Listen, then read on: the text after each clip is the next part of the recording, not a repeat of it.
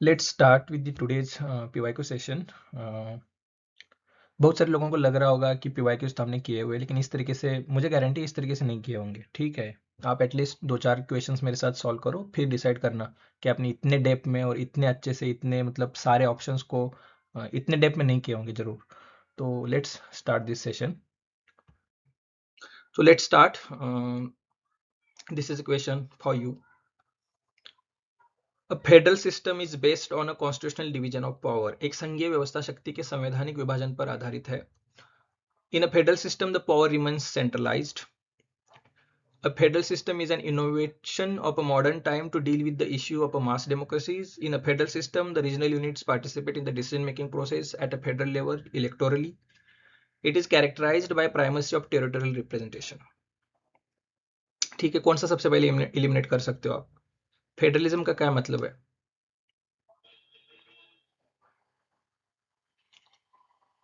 सबसे power distribute होता है, तो यहाँ पे लिखा है कि पावर रिमेन सेंट्रलाइज्ड। अगर पावर सेंट्रलाइज रहा है तो वो यूनिटरी हो गया, वो फेडरलिज्म तो होगा नहीं। तो बी को अगर इलिमिनेट किया तो ये ऑप्शन गया, ये ऑप्शन गया, ये ऑप्शन गया। ठीक है, देखते हैं। देखो सेकंड इसका आंसर। ठीक है, तो federalism requires division of power, और डिवीजन ऑफ पावर 2 लेवल्स पे होता है। हमारे यहाँ पे अभी थर्ड लेवल भी है, लगभग 73rd 74 अमेंडमेंट के बाद। ठीक है, in federalism power is divided, decentralized not centralized. ठीक है, यूनिटरी सिस्टम में सेंट्रलाइज्ड होता है, जैसे कि यूके में देख सकते हो। It allows large diverse democracies to function by balancing unity and diversity को बैलेंस करता है। Unit often participate at the centre through upper house like Rajya Sabha, मतलब बाइकैमरलिज्म होता है, सेकंड चेंबर होता है जहाँ पे स्टेट रिप्रेजेंट करते हैं।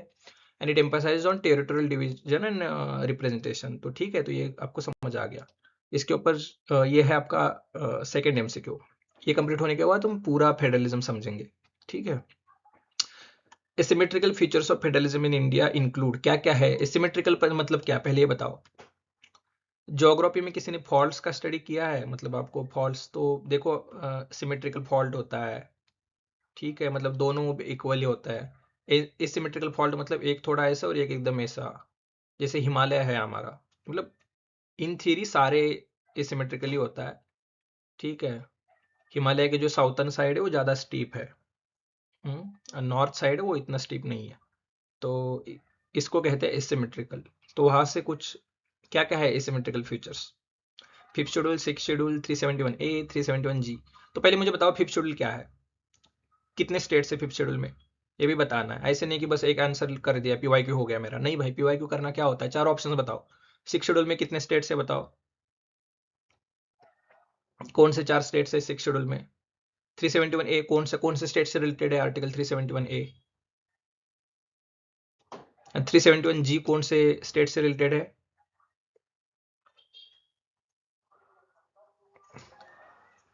ये नागालैंड से रिलेटेड है। ठीक है, और जी शायद जिमी मिजोरम से रिलेटेड है, देखेंगे अभी।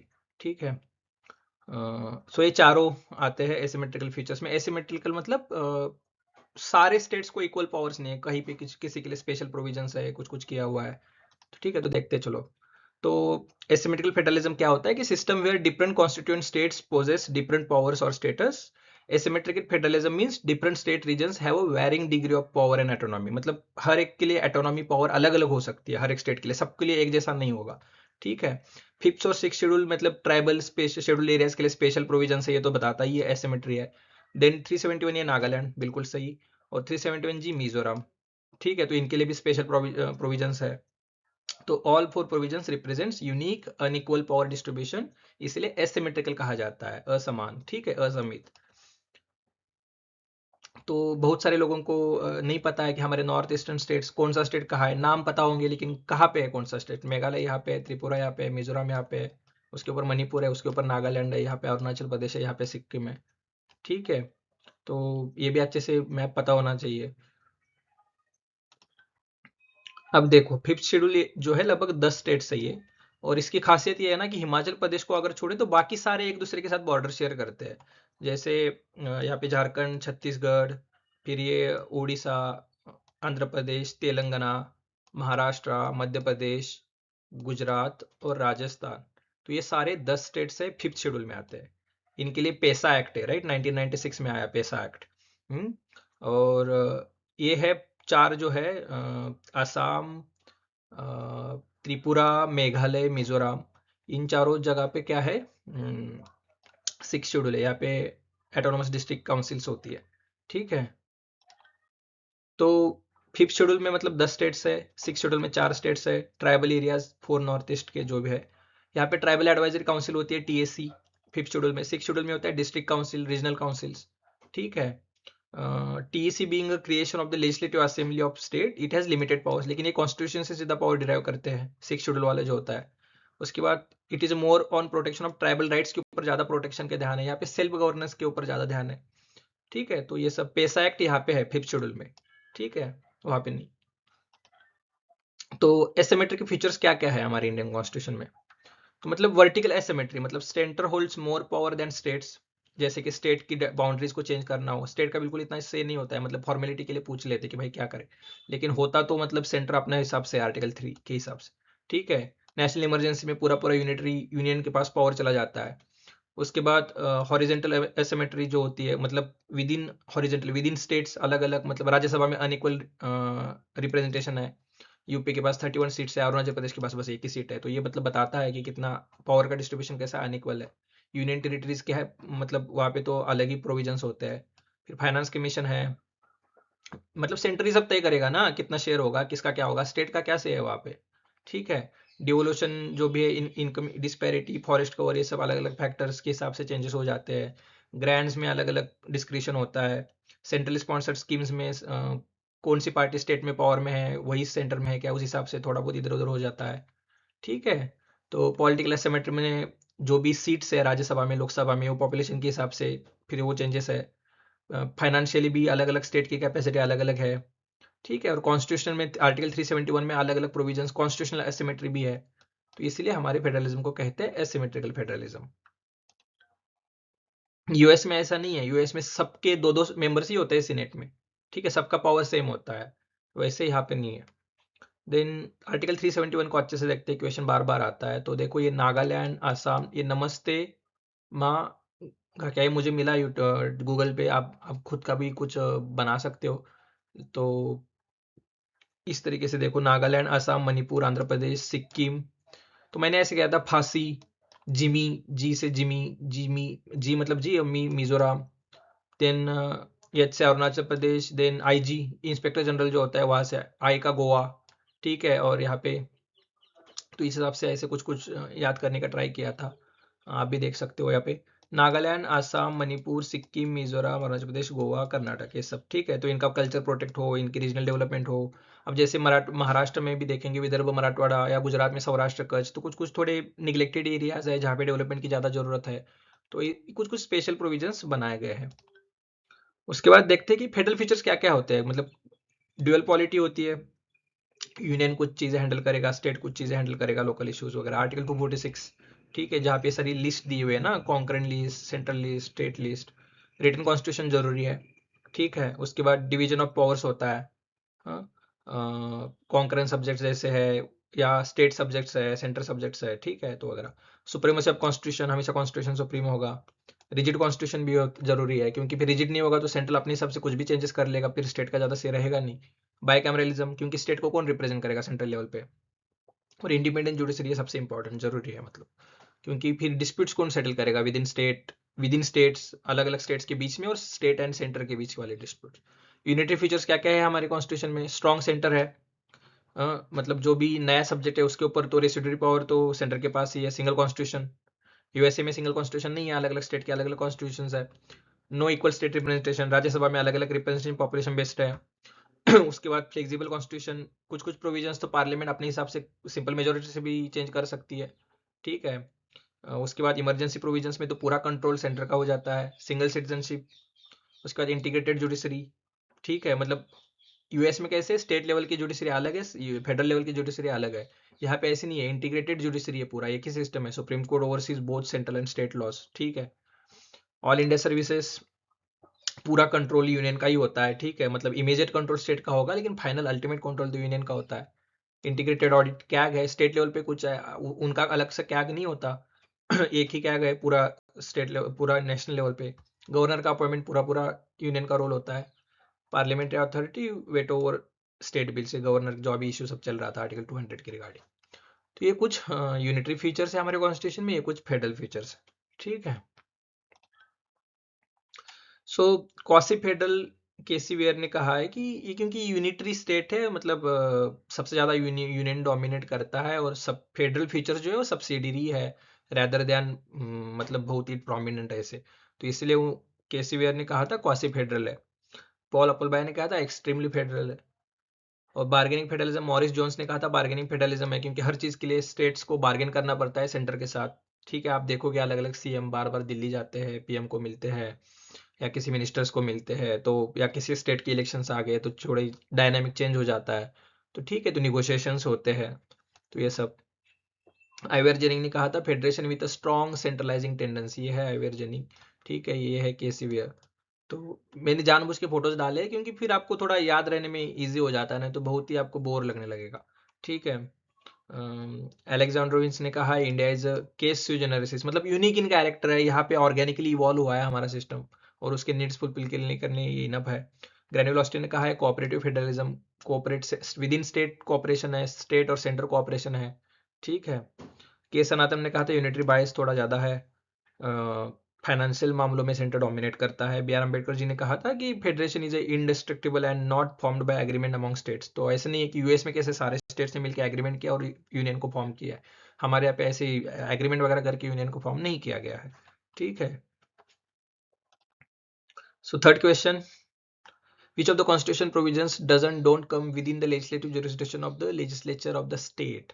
अब देखो ये सब कुछ कुछ चीजें है ना, ये पूरा पूरा फैक्ट नहीं होता है ना, ये समझना पड़ेगा आपको, ये ऐसे फैक्ट थोड़ी ना होता है कि आप कुछ कर लोगे। विच ऑफ द कॉन्स्टिट्यूशनल प्रोविजंस, ऐसे कौन से कॉन्स्टिट्यूशनल प्रोविजंस है जहाँ पे राज्य के जो विधानसभाएं है उनको पावर्स नहीं है चेंजेस करने की।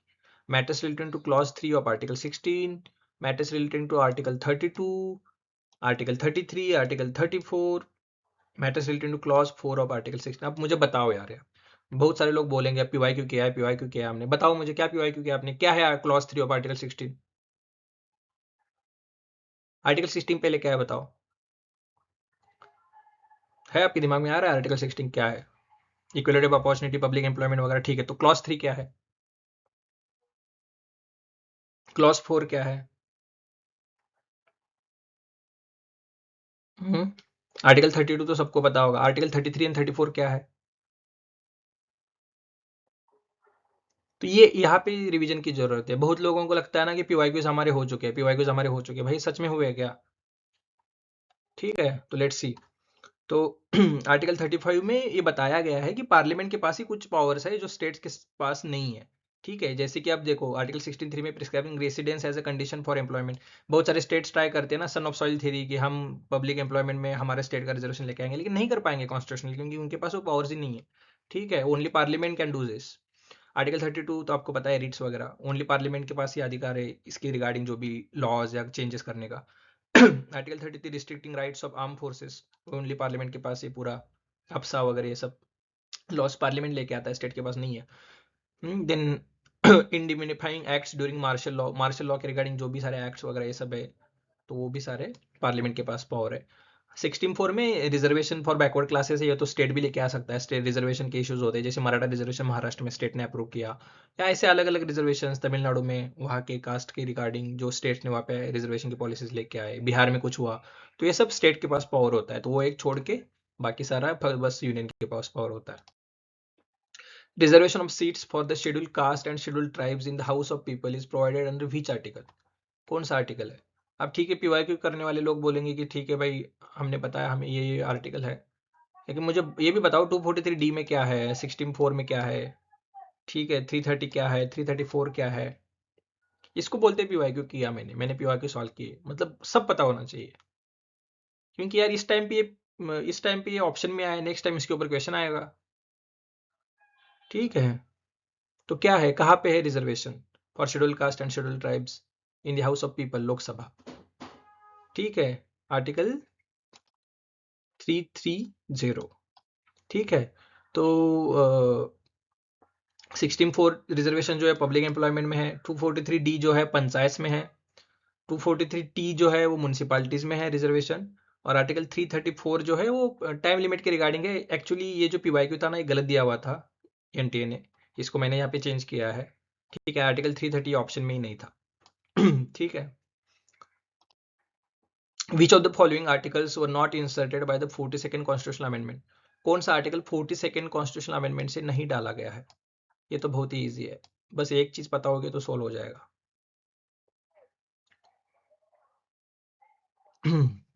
आर्टिकल 21A कब डाला है मुझे बताओ। 31A कब डाला है, 39A कब डाला है, 43A कब डाला है, 48A कब डाला है, और ये है क्या ये भी बताओ, तब मैं मानूंगा कि आपकी प्रीवाइक्यूज हो चुके हैं।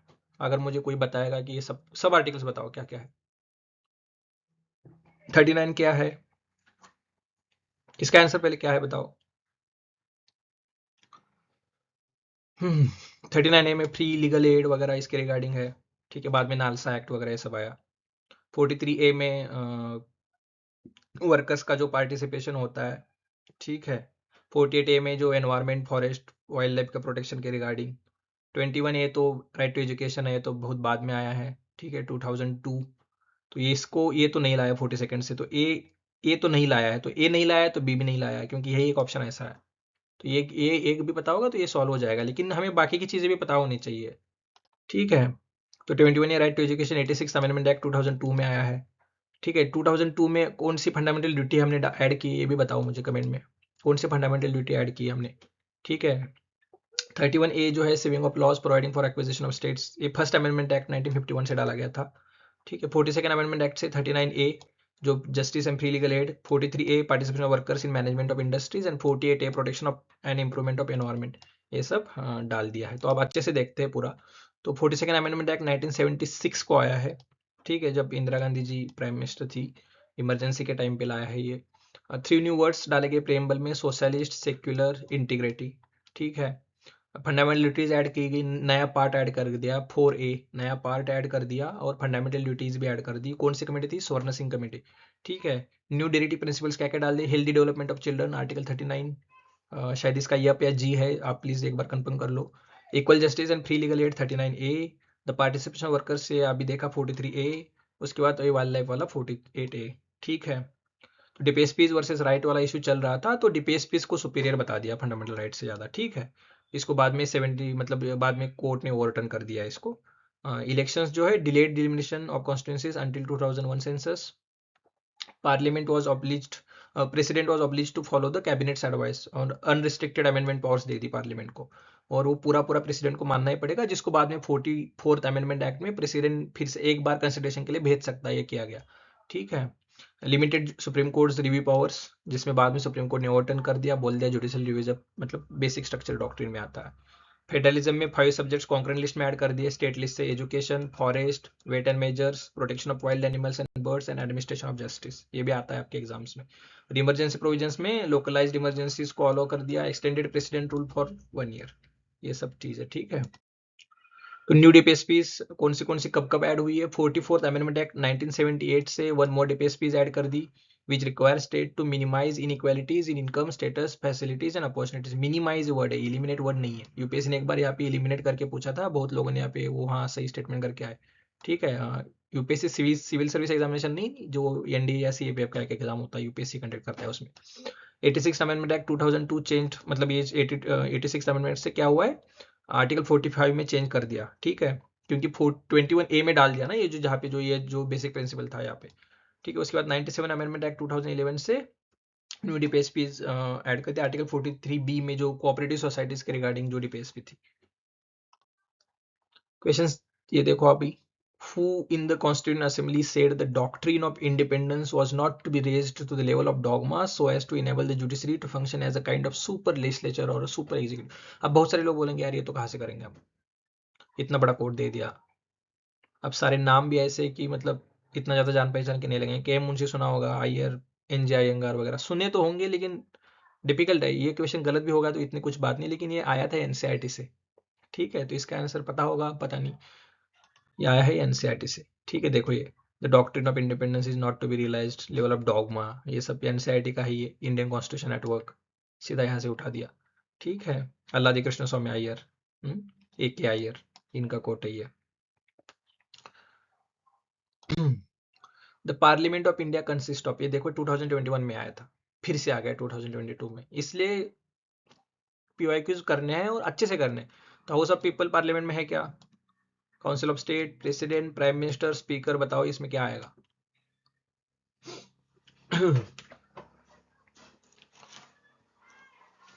पार्लियामेंट से रिलेटेड आर्टिकल कौन सा है?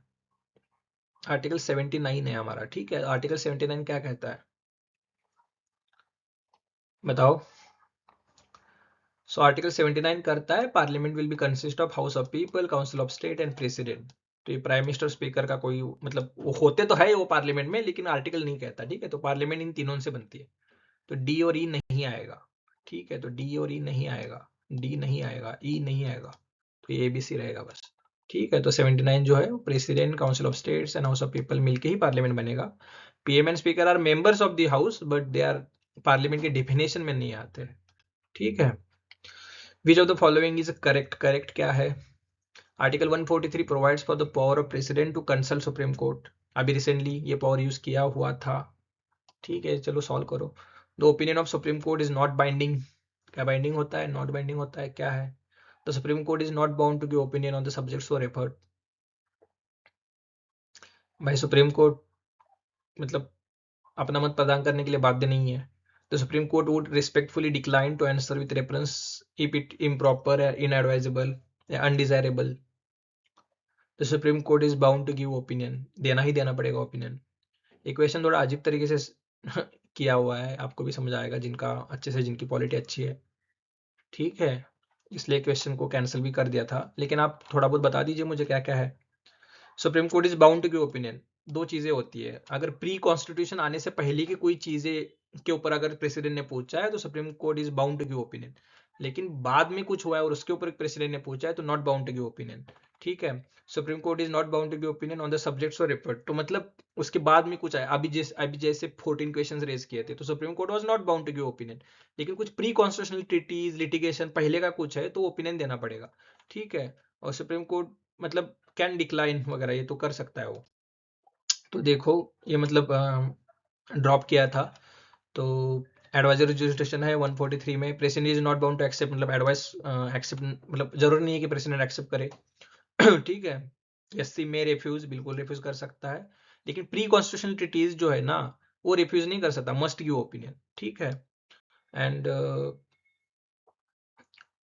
तो ये सब हो गया, ठीक है। अच्छे से देखते चलो 143।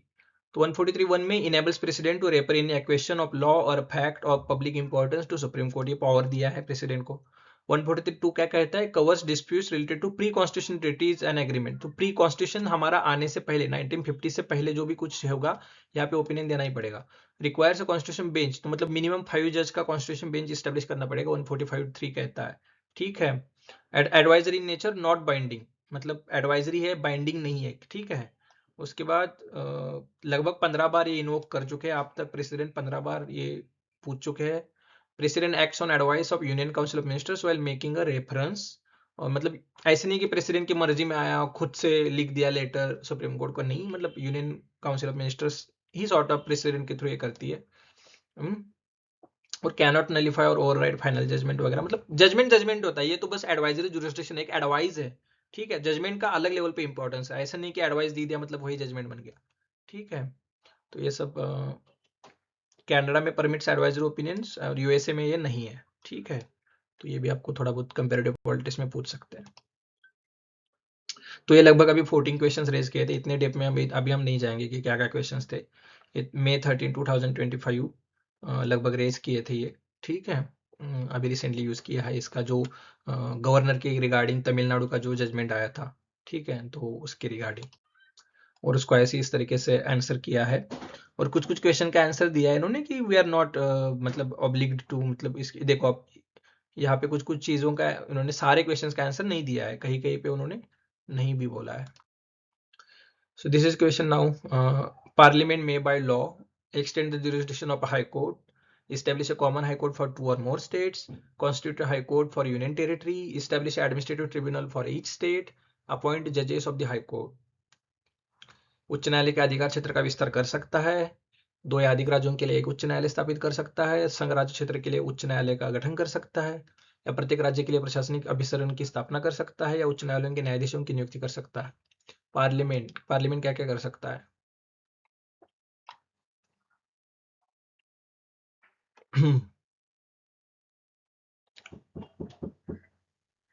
अगर आपको एक स्टेटमेंट आएगा तो इसका भी आंसर आ जाएगा। ये बॉम्बे हाईकोर्ट का बिल्डिंग है। सो अपॉइंट जजेस ऑफ द हाई कोर्ट। भाई पार्लियामेंट अपॉइंट करता है क्या जजेस को? प्रेसिडेंट अपॉइंट करता है जजेस को। उसका एक प्रोसीजर होता है, मुझे बताओ क्या क्या प्रोसीजर होता है। अब आपके दिमाग में आना चाहिए कि हाई कोर्ट के जज को अपॉइंट करने का प्रोसीजर क्या है, सुप्रीम कोर्ट के जज को अपॉइंट करने का प्रोसीजर क्या है, उनके क्वालिफिकेशंस क्या है, हाई कोर्ट के जज के क्वालिफिकेशंस क्या है, सुप्रीम कोर्ट के जज के क्वालिफिकेशंस क्या है, उनका रिटायरमेंट एज क्या है, 65 कहाँ पे है, 62 कहाँ पे है, उनका रिमूवल का प्रोसीजर क्या है। ये सब आना चाहिए ना, तो मैं समझूंगा कि हाँ भाई आपने अच्छे से पढ़ा है। ठीक है, तो ये कुछ कुछ होमवर्क करना है, क्वेश्चन के बाद जाके ये सब होमवर्क में आएगा। ठीक है आपके। So yes, Parliament can extend its jurisdiction to UTs. Parliament can establish common high court to two or more state, ये मतलब अमेंडमेंट के बाद हुआ। Parliament can constitute high court for union territory, जैसे दिल्ली एक यूनियन टेरिटरी है लेकिन दिल्ली के लिए अलग हाई कोर्ट है। Parliament can extend its jurisdiction to UT, जैसे कि बॉम्बे हाई कोर्ट के जुरिस्डिक्शन में जो आजू बाजू की यूटीज भी आ जाते हैं। ठीक है। Parliament can establish administrative tribunals, बिल्कुल, तो फिर और कौन करेगा? 323 ए और 323 बी। ठीक है। पार्लियामेंट डज नॉट अपॉइंट जजेस, क्योंकि प्रेसिडेंट अपॉइंट करता है जजेस को। तो देखो अभी high court and supreme court article 243 से 147, हाई कोर्ट 214 से 231। ठीक है। एक integrated judicial system government of act 1935 से हमने ये कंटिन्यू किया है। Both central and state laws को इन्फोर्स करता है सुप्रीम कोर्ट। ठीक है। सेवंथ अमेंडमेंट एक्ट 1956 से कॉमन हाई कोर्ट हो सकता है दो स्टेट्स के बीच में, जैसे कि पंजाब और हरियाणा दोनों के बीच में एक कॉमन हाई कोर्ट है। ठीक है। या यूनियन टेरिटरीज को मिलके, मतलब जैसे चंडीगढ़ एक यूनियन टेरिटरी है तो चंडीगढ़ एज यूनियन टेरिटरी है, Punjab Haryana as a state, तीनों के बीच में हाई कोर्ट है। ठीक है। उसके बाद 34 जजेस है सीजीआई प्लस 33 सुप्रीम कोर्ट में। 2019 में हमने 31 से 34 कर दिया। यहाँ पे कोई ऐसा नंबर नहीं दिया है कि किसी हाई कोर्ट में कितने जजेस होंगे, ये प्रेसिडेंशियल डिस्क्रिशन है मतलब। ठीक है। अपॉइंटमेंट का प्रोसीजर यहाँ पे दिया हुआ है। ठीक है, जो अलग अलग जजेस केसेस हुए। ठीक है, उसके बाद जो कॉलेजियम सिस्टम होता है वो रिकमेंड करता है वगैरह वगैरह। और यहाँ पे भी गवर्नर वगैरह सब ये लोग, इन लोगों के साथ कंसर्न हाई कोर्ट का जो भी सीजे होता है और गवर्नर होता है, इनके साथ कंसल्ट करके जो कॉलेजियम होता है वो नेम रिकमेंड करता है। ठीक है। क्वालिफिकेशन क्या है? सिटीजनशिप होना चाहिए। किसी भी हाई कोर्ट का 5 साल तक जज होना चाहिए। ठीक है। या तो कोई भी एक, मतलब किसी हाई कोर्ट में 10 साल तक एडवोकेट होना चाहिए। एक हाई कोर्ट में ऐसे नहीं, मिलके भी होगा। एक जो डिस्टिंग्विश जुरिस्ट भी हो सकता है वो। और कोई मिनिमम एज नहीं है ऐसे। ठीक है। तो ये सुप्रीम कोर्ट का जज बनने के लिए। और किसी हाई कोर्ट का अगर जज बनना है तो वह भी सिटीजन ऑफ इंडिया होना चाहिए। एटलीस्ट 10 साल तक कोई जुडिशियल पोजीशन या ऑफिस होल्ड करना चाहिए, या तो एडवोकेट होना चाहिए किसी भी हाई कोर्ट में 10 साल तक। ठीक है। और यहाँ पे लेकिन डिस्टिंग्विश जुरिस्ट वाला प्रोविजन नहीं है जो सुप्रीम कोर्ट में ही है। ठीक है। यहाँ पे भी कोई मिनिमम एज नहीं है। यहाँ पे प्रेसिडेंट के सामने ओथ लेते हैं, यहाँ पे गवर्नर के सामने ओथ लेते हैं। यहाँ पे 65 ईयर्स सुप्रीम कोर्ट का जज जो होता है 65 ईयर्स तक सर्व करता है, लेकिन हाई कोर्ट का 62 ईयर्स तक ही। दोनों भी रिजाइन करने के लिए प्रेसिडेंट के पास अपना रेजिग्नेशन भेजते हैं। ठीक है, क्योंकि प्रेसिडेंट उनको अपॉइंट करता है। ठीक है। और रिमूवल, दोनों का भी रिमूवल जो होता है वो पार्लियामेंट में जाता है, स्टेट का कोई ज्यादा रोल, ज्यादा क्या, कोई रोल नहीं होता। तो कोर्ट ऑफ रिकॉर्ड, दोनों भी कोर्ट ऑफ रिकॉर्ड है। यहाँ पे आर्टिकल 129, यहाँ पे 215, मतलब उनके जो भी जजमेंट्स होते हैं या जो ये सब प्रिजर्व करके रखा जाता है और वो बाइंडिंग होते हैं। ठीक है। Punish to contempt, punish for contempt है होता है। Contempt, contempt of court act 1971, ये सब इतना डिटेल में नहीं पूछेंगे आपको शायद। सैलरीज वगैरह भी जरूरत नहीं है। रिमूवल थोड़ा वो देख लीजिए, क्योंकि बहुत सारे रिमूवल के प्रोसीजर्स 2-3 हाई कोर्ट के जजेस के रिगार्डिंग पार्लियामेंट में पेंडिंग है। तो ग्राउंड ऑफ रिमूवल क्या क्या होता है? प्रूव्ड मिसबिहेवियर और इनकैपेसिटी, जजेस इंक्वायरी एक्ट 1968 के थ्रू ये आया है। पार्लियामेंट्री रिकमेंडेशन मैंडेटरी होता है। Parliament needs a special majority in both houses. आज तक कोई भी सुप्रीम कोर्ट या हाई कोर्ट का जज कभी इम्पीच नहीं किया गया है। जजेस इंक्वायरी एक्ट 1968 के तहत होता है सब। 100 मेंबर्स का लोकसभा में, 50 मेंबर्स का राज्यसभा में पहले स्टार्टिंग में सिग्नेचर लगता है। चेयरमैन या स्पीकर इसको रिजेक्ट भी कर सकता है उस मोशन को। इंक्वायरी होती है, 3 मेंबर कमेटी बैठेगी, इन्वेस्टिगेट करेगी। उसके बाद जो भी आउटकम आएगा, अगर गिल्टी आया तो एक स्पेशल मेजोरिटी के साथ अलग अलग हाउस में अलग अलग, मतलब ऐसे नहीं कि ज्वाइंट वगैरह सेशन होगा, नहीं। और फाइनली प्रेसिडेंट उसको फिर रिमूवल में साइन करके ये सब हो जाता है प्रोसीजर, ठीक है। Which constitutional amendment lowered the voting age from 21 years to 18 years? ये कौन सा अमेंडमेंट था जहां से 21 से 18, राइट, 21 वर्ष से 18 वर्ष की गई वोटिंग का जो एज होता है? 1987, 88, 1990, 1990, 65, 64, 61, 58, ठीक है।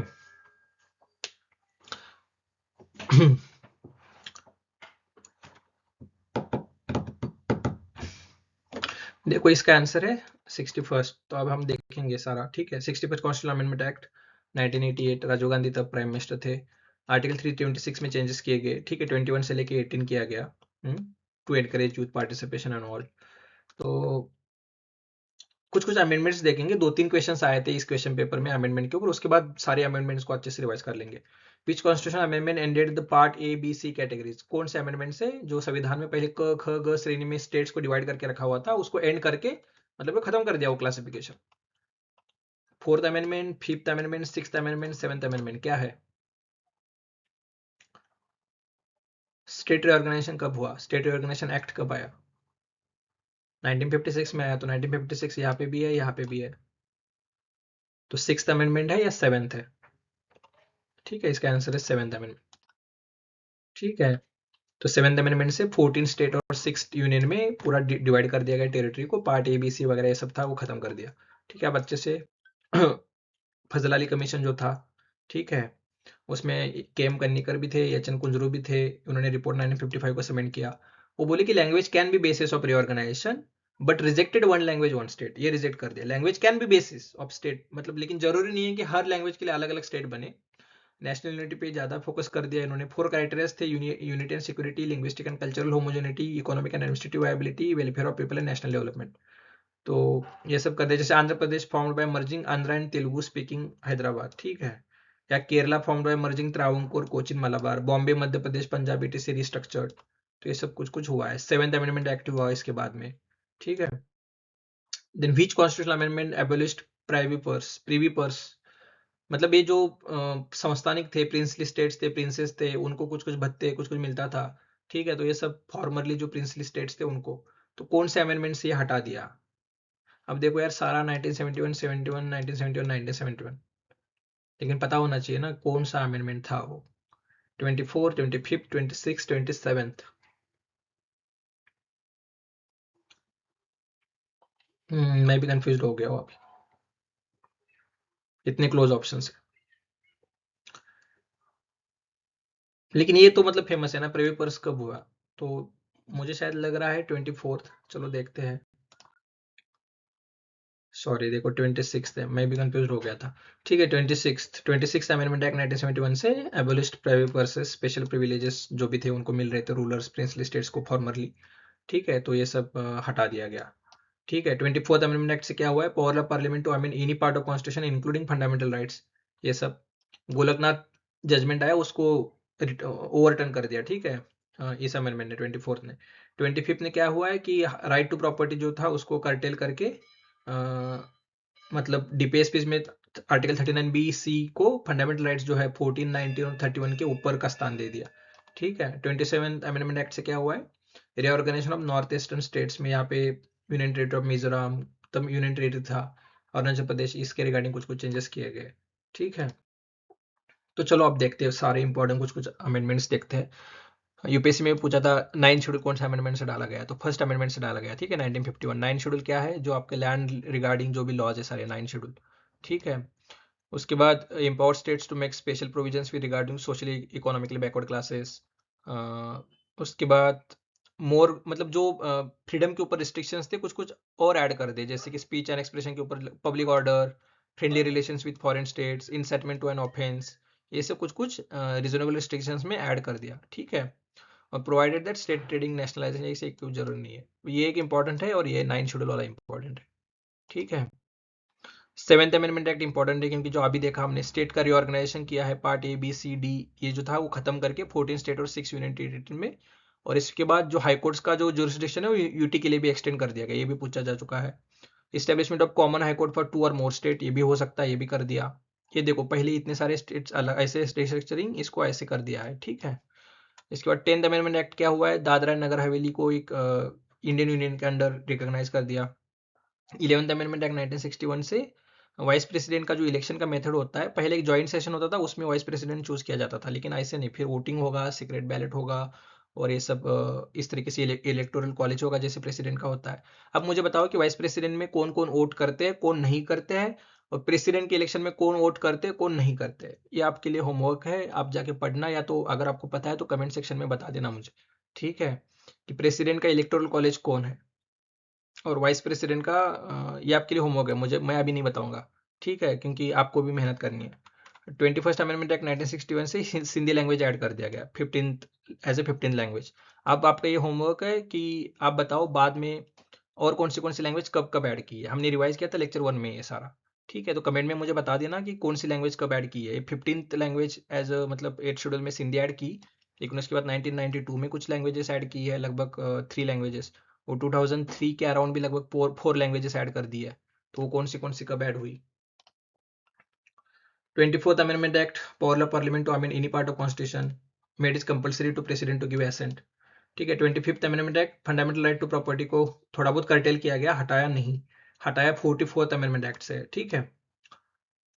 उसके बाद यहाँ पे मतलब 39 बी और सी को जो आपके डीपीएसपीस थे उसको प्राइमेसी दे दी, आर्टिकल 14, 19 और 31 के ऊपर। 26th अमेंडमेंट एक्ट 1971 में प्रीव्यू पर्सेस प्रिविलेजेस को हटा दिया। 35th अमेंडमेंट एक्ट से सिक्किम को एज अ मतलब एसोसिएट स्टेट बना दिया, और 36 से पूरा फुल फ्लेज स्टेट बना दिया, ठीक है। अब कुछ कुछ अमेंडमेंट्स बाद में भी देखेंगे जैसे जैसे क्वेश्चंस आएंगे।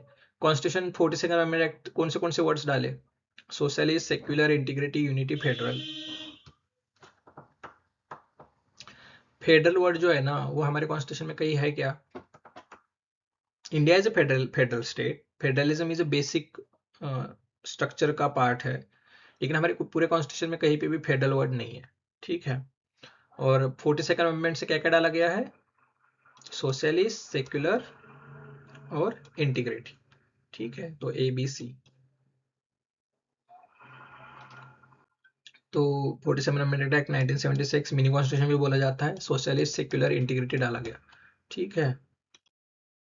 तो क्या क्या डाला गया है 42nd अमेंडमेंट से, पूरा देखते चलो। ये थे स्वर्ण सिंह, इनके अंदर कमेटी बनी थी जो फंडामेंटल ड्यूटीज की इन्होंने सिफारिश की। तो 3 new words, socialist, secular, integrity. उसके बाद fundamental duties new part 4A में डाली गई।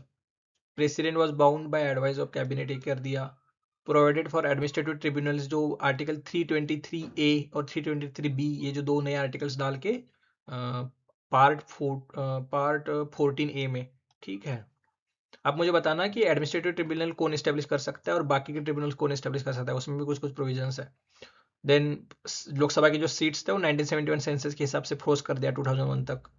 Constitutional amendment beyond judicial scrutiny, कोई भी कॉन्स्टिट्यूशनल अमेंडमेंट जुडिशरी का रिव्यू नहीं रहेगा, ऐसे कर दिया। इसको बाद में कोर्ट ने ओवरटर्न कर दिया। Curtail the power of judicial review, jurisdiction of supreme court, high court, ये भी कर्टेल कर दिया। टेन्योर ऑफ लोकसभा का 5 से 6 साल कर दिया, ठीक है। उसके बाद इसमें 3 न्यू डीपीएसपीज ऐड कर दिए, equal justice, free legal aid, participation workers, और जो चाइल्ड और उनका हेल्थ का था, लगभग actually 4 I think 4 DPSPs add कर दिए, यहाँ पे 3 इन्होंने क्यों लिखा है। देन सॉरी, हाँ, management of industries and etcetera and forest and wildlife वाला। Then facilitate the proclamation of national emergency. Then one time duration of the president's rule, ये जो फ्रॉम 6 मंथ टू 1 ईयर कर दिया, इसको बाद में फिर से कर दिया, ठीक है। उसके बाद जो 5 सब्जेक्ट थे, education, forest, protection of wild animals, birds, weight measures, ये सब स्टेट से कॉन्करेंट लिस्ट में डाल दिया। उसके बाद इंपॉर्टेंट क्या है, creation of all India judicial service, जो कहीं हुआ नहीं। तो ये सब कुछ कुछ इंपॉर्टेंट चीजें हैं 42nd अमेंडमेंट एक्ट से। ये फंडामेंटल ड्यूटीज है, आपके एग्जाम्स में बार बार आते हैं। तो कौन से देखो, abide by the constitution, respect its ideals, institutions, national flag, national anthem, ये वर्ड्स याद रखो, national flag, national anthem, ideals, institutions, constitution. To cherish and follow noble ideas that inspired our national struggle, कौन से Nobel ideas थे, truth मतलब सत्य, अहिंसा, peaceful को एग्जिस्टेंस, ठीक है, जस्टिस, लिबर्टी, इक्वालिटी, फ्रेटर्निटी, ठीक है, social justice, democracy. To uphold and protect the sovereignty, unity and integrity of India. To defend the country and render national service. यहाँ पे बहुत बार यूपीएससी ट्रिक करता है, यहाँ पे ना मिलिट्री सर्विस वर्ड दे देगा, ठीक है, तो ये नेशनल सर्विस वर्ड है, ठीक है। To promote the harmony and spirit of common brotherhood and then to renounce practice derogatory, मतलब जो भी वुमेन की डिग्निटी के लिए डेरोगेटरी जो भी रिचुअल्स कस्टम्स होंगे इनको सबको रिनाउंस करना है, नहीं प्रैक्टिस करना है।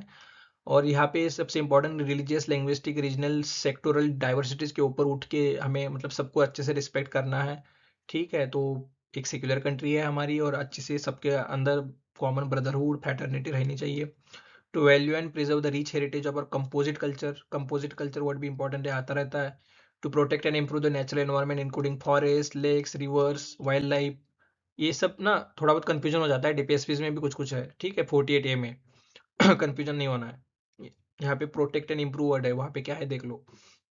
To develop the scientific temper, humanism, spirit of inquiry. Scientific temper होना चाहिए भाई, जमाना साइंटिफिक टेम्पर के लिए है और अभी भी कितने सारे बाबाओं और पता नहीं क्या क्या हो रहा है, रोज नए नए बाबाओं का जन्म हो रहा है ठीक है। To safeguard public property and to abjure violence, to strive towards excellence in all spheres of individual and collective activity, etcetera etcetera. मतलब खुद के लाइफ में अच्छा करना है, हमें एक्सेल करना है, हमें अच्छा परफॉर्म करना है, हमें अच्छे से मेहनत करनी है, अच्छे से पढ़ाई करनी है, जो भी आपका फील्ड हो आपको अच्छा करना है परफॉर्म, क्योंकि इंडिविजुअल अच्छा करेगा तो कम्युनिटी अच्छी करेगी, तो विलेज स्टेट अच्छा करेगा तो नेशन अच्छा करेगा, ठीक है। हु इज अ पेरेंट और guardian to the provide opportunities for education of his child. जो भी गार्डियन पेरेंट होगा अपने चाइल्ड को एजुकेशन देना है, ये सब ये 2002 में डाला गया, ठीक है, ये लास्ट वाली जो ड्यूटी है।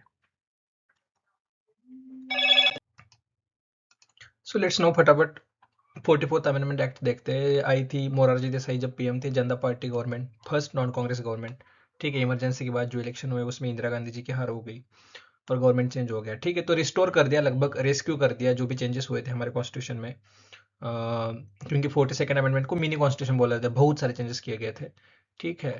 तो इसमें देखो क्या क्या हुआ है इंपॉर्टेंटली।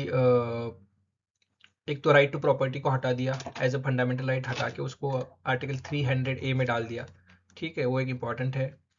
जो आर्टिकल 20 और 21 जो फंडामेंटल राइट्स हमारे हैं वो सस्पेंड नहीं किए जाएंगे नेशनल इमरजेंसी में, ठीक है।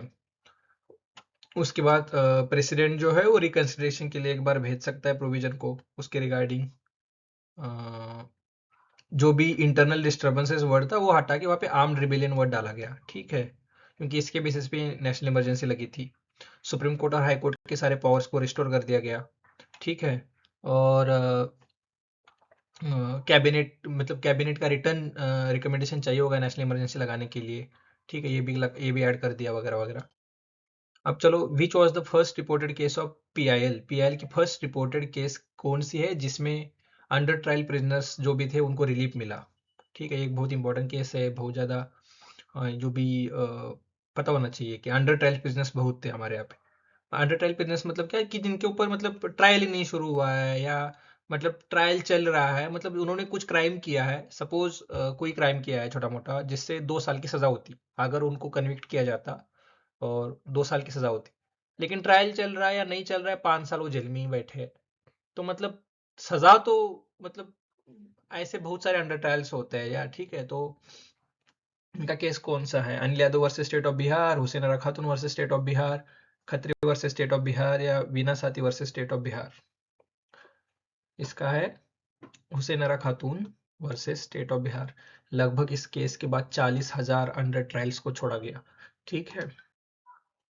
तो ये इंपॉर्टेंट केस है, बहुत इंपॉर्टेंट माना जाता है, as a human dignity, liberty, right to speedy travel, ठीक है, as a fundamental right under article 21 add हुआ, ठीक है। तो ये बहुत इंपॉर्टेंट केस है। तो पीआईएल है क्या, तो एक सोशल एक्शन लिटिगेशन या सोशल इंटरेस्ट लिटिगेशन होता है या क्लास एक्शन लिटिगेशन होता है, मतलब इस तरीके से भी उसको देखा जाता है पब्लिक इंटरेस्ट में। मतलब पहले ऐसे होता है ना कि भाई मेरे अगेंस्ट कुछ हुआ या मेरा फंडामेंटल राइट्स को इम्पिंज किया गया है तो मैं कोर्ट जा रहा हूँ, मैं जस्टिस के लिए मांग रहा हूँ। लेकिन बहुत सारे ऐसे मार्जिनलाइज सेक्शन के लोग हैं, बहुत सारे ट्राइबल्स लोग ऐसे हैं कि जिनको पता ही नहीं कुछ, या कुछ मतलब आइसोलेटेड है या उनके अगेंस्ट कुछ हो रहा है वहाँ पे, तो वो खुद तो नहीं जा सकते सुप्रीम कोर्ट हाई कोर्ट में, वकील वगैरह नहीं कर सकते या वो नहीं पॉसिबल है। तो ऐसे केसेस में इन पब्लिक इंटरेस्ट जो भी लोग वहां पे अपील करते हैं, तो पहले इन पर्सन जरूरी नहीं है कि वहां पे वही लोग आए, ठीक है। तो इस यहाँ से बनाइए। तो justice V R Krishna Iyer और पीएन भगवती, इनका रोल बहुत इंपॉर्टेंट है। ठीक है, इंडिया में ये लेके आने के लिए इन्होंने मतलब उसको बहुत ज़्यादा सपोर्ट किया या मतलब इंश्योर किया ये सब। तो स्कोप ऑफ पीएल क्या होता है कि मतलब पहले bonded labour, neglected children, police harassment में कुछ हुआ है, atrocities, women, environmental pollution, food adulteration, etcetera etcetera, बहुत सारी ऐसी चीजें जो पब्लिक इंटरेस्ट में आती है। ठीक है, क्या क्या नहीं हो सकता है, land lot tenant dispute, service matters जो भी है, ठीक है, एजुकेशनल इंस्टीट्यूशन में एडमिशन वगैरह ये सब। तो ये सब नहीं हो सकता, आप पीआईएल के अंदर नहीं जा सकते कुछ भी लेके अपने पर्सनल इश्यूज को। ठीक है, तो कॉन्स्टिट्यूशनल बेसिस है, मतलब आर्टिकल 32 2026 के रिट्स के तहत आप जा सकते हो। थोड़ा बहुत प्रोसेस में रिलैक्सेस होता है, मतलब लोकल स्टैंडिंग का जो रूल है ना वो नहीं अप्लाई होता है यहाँ पे। ठीक है, state cannot question maintainability of this petition. Private disputes नहीं लेके जा सकते आप। ठीक है, और इन्वेस्टिगेटिव बॉडीज भी कोर्ट अपॉइंट कर सकता है। तो पीआईएल कोई भी सिटीजन इस कंट्री का फाइल कर सकता है, अंडर 32 सुप्रीम कोर्ट में, 226 के तहत हाई कोर्ट्स में। ठीक है, कुछ इंपॉर्टेंट पीआईएल जजमेंट्स है, जैसे बंधुआ मुक्ति मोर्चा और यूनियन ऑफ इंडिया, ये जो बॉन्डेड लेबरर्स के एक्सप्लॉयटेशन जो भी हो रहा था उनके अगेंस्ट। ठीक है, PMC Mehta versus union of India, जो एनवायरमेंटल रिलेटेड जो अलग अलग पोल्यूशंस है या इसका जो भी है, तो एब्सोल्यूट लिएबिलिटी प्रिंसिपल लेके आए। ठीक है, पीपल्स मतलब PUCL, people's union for civil liberties versus union of India, इसमें right to legal aid, human dignity, ये सब इसको इंपॉर्टेंस दिया गया। Vishakha versus state of Rajasthan, ये भी बहुत इंपॉर्टेंट केस है, अगर आपको नहीं पता है तो प्लीज इसके ऊपर सर्च करो, मिल जाएगा आपको, ये बहुत इंपॉर्टेंट केस है। सेक्सुअल हैरेसमेंट या वुमेन का जो भी at work place sexual harassment होता है, इसके रिगार्डिंग जो भी जो लॉज बने, ये सब इसके बाद ही आया है। ठीक है, given below two statement, one is labeled as assertion A, other is as labeled as a reason R. तो power of a judicial review is considered as a part of basic structure of the constitution। क्या judicial review basic structure का part है? मुझे ये भी बताइए कि हमारे कॉन्स्टिट्यूशन में कहीं भी जुडिशियल रिव्यू का मेंशन है क्या, उसको डिफाइन किया गया है?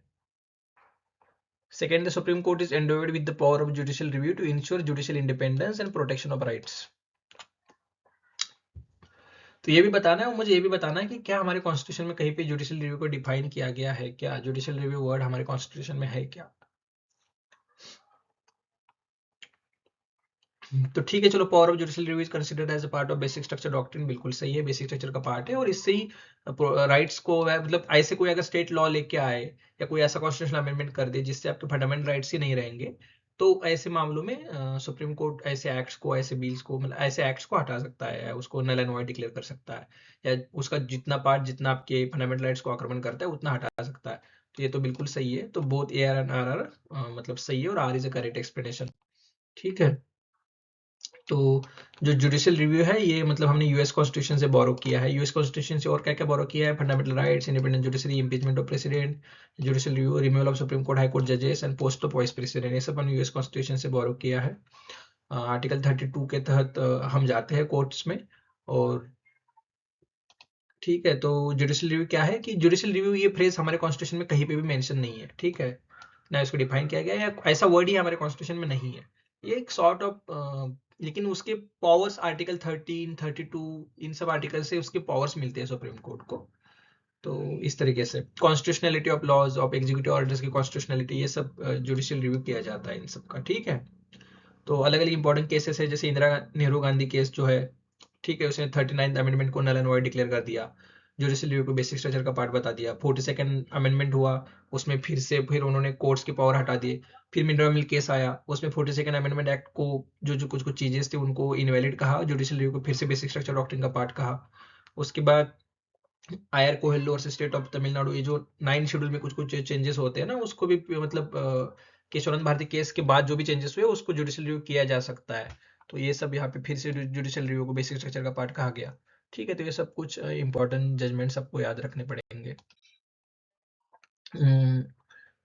Again reason assertion, the power within the supervisory jurisdiction of high courts are both administrative and judicial। क्या दोनों पावर्स है हाई कोर्ट्स के पास, एडमिनिस्ट्रेटिव एंड जुडिशियल, उनका जो भी सुपरवाइजरी पावर है। Second, Article 227 gives the High Court's power of superintendence over all courts and tribunals within territorial and constitutional jurisdiction।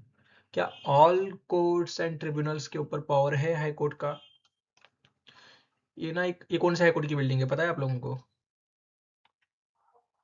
जो पंजाब हरियाणा चंडीगढ़ के होंगे उनको पता है, मतलब उनके पंजाब हरियाणा चंडीगढ़ कोर्ट की ये बिल्डिंग है। एक वर्ल्ड हेरिटेज साइट भी है ये बिल्डिंग, बहुत लोगों को ये नहीं पता होगा। ठीक है, तो ये जो आर्किटेक्ट है इनके वर्ल्ड ओवर जितने भी कुछ कुछ इंपॉर्टेंट बिल्डिंग्स हैं इन सबको वर्ल्ड हेरिटेज साइट में 2016 में ऐड कर दिया। ये भी कुछ आप पढ़ सकते हो अगर इंटरेस्ट हो तो तो ठीक है चलो, ये तो पहली बात तो सही है, लोग हाई कोर्ट्स के पास ये पावर होती है। लेकिन क्या सारे मतलब जो भी उनका टेरिटरी के अंदर जो भी बाकी के ट्रिब्यूनल्स या ऐसा बात है उनके ऊपर भी उनकी पावर होती है क्या? ठीक है, तो both A and R correct and R is a correct explanation of it. ठीक है, तो ये कॉन्स्टिट्यूशनल पावर है, आर्टिकल 227 में दी हुई है। उसको अच्छे से देखते चलो क्या है। तो 227 में सुपरवाइजरी जुरिस्डिक्शन है, all all state courts tribunals excluding military courts. ठीक है, मिलिट्री कोर्ट्स हाई कोर्ट का कोई इतना से नहीं होता है वहाँ पे। Includes both administrative judicial superintendence and suo motu भी होता है, मतलब खुद से भी वो इनिशिएट कर सकता है। और सबऑर्डिनेट कोर्ट्स के अंडर मतलब गवर्नर के कंसल्टेशन के साथ जो भी डिस्ट्रिक्ट जजेस को अपॉइंट किया जाता है, ट्रांसफर किया जाता है, या substantial question can withdraw cases from subordinate courts involving substantial constitutional question, वो खुद की तरफ ले सकता है वो केसेस को, और बाइंडिंग अथॉरिटी होती है। ठीक है,